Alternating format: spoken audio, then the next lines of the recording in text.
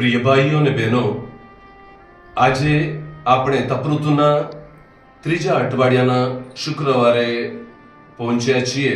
ત્યારે ધર્મસભા આપણને પ્રથમ શાસ્ત્રપાઠ તરીકે હોશિયાના ગ્રંથ 14મો અધ્યાય બીજી કલમથી 10મી કલમ સુધી અને માર્કના શુભ સંદેશ 12મો અધ્યાય 28મી કલમથી 34મી કલમ સુધી પવિત્ર વાણીની ઉપાસના આપણને આપે છે.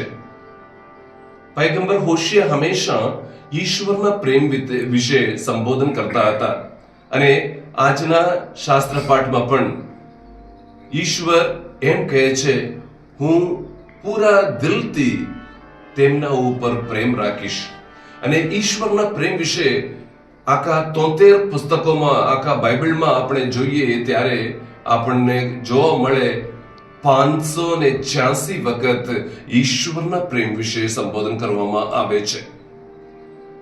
હવે શુભ સંદેશમાં એક શાસ્ત્રી આવીને પ્રભુ ઈસુને પૂછે છે, સૌથી પહેલી આજ્ઞા કઈ છે?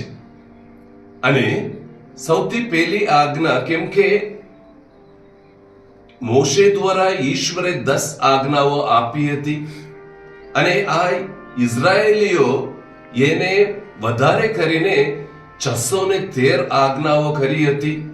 એટલે સૌથી પહેલી આજ્ઞા કઈ છે એમ કરીને એ શાસ્ત્રી પ્રભુ ઈસુને પૂછે છે.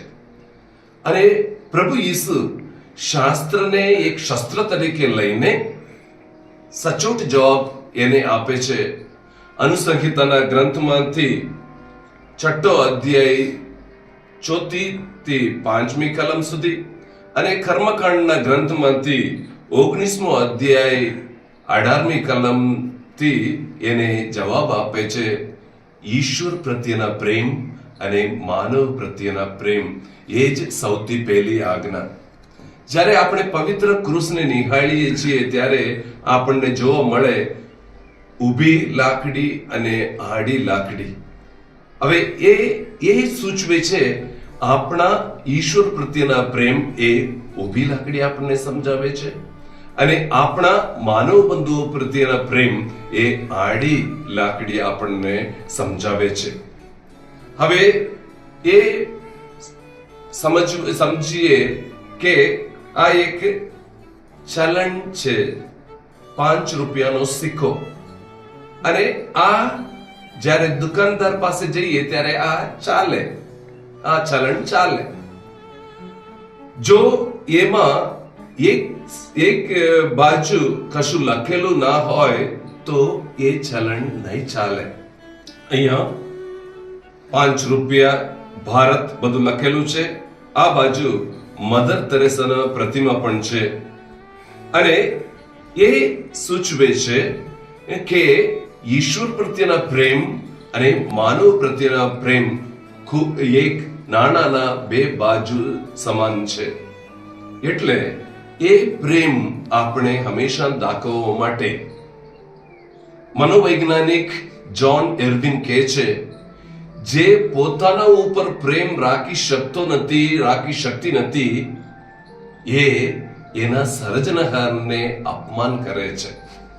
એટલે જ્યારે આપણે આપણા પ્રત્યે પ્રેમ રાખીએ ત્યારે ઈશ્વર પ્રત્યેના પ્રેમ અને માનવ બંધુઓ પ્રત્યેના પ્રેમ એ આસાન બનશે. એટલે આપણે કહીએ છીએ, કૂવામાં હોય તો હવાડામાં આવે. એટલે મારા વાલા ભાઈઓ અને બહેનો, આજે આપણે એટલું જ પ્રાર્થના કરીએ, હે પ્રભુ, મને પ્રેમાળ વ્યક્તિ બનાવ.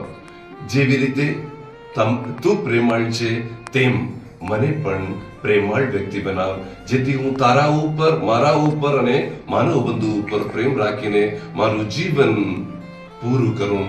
એવી રીતે આજે પ્રાર્થના કરીએ.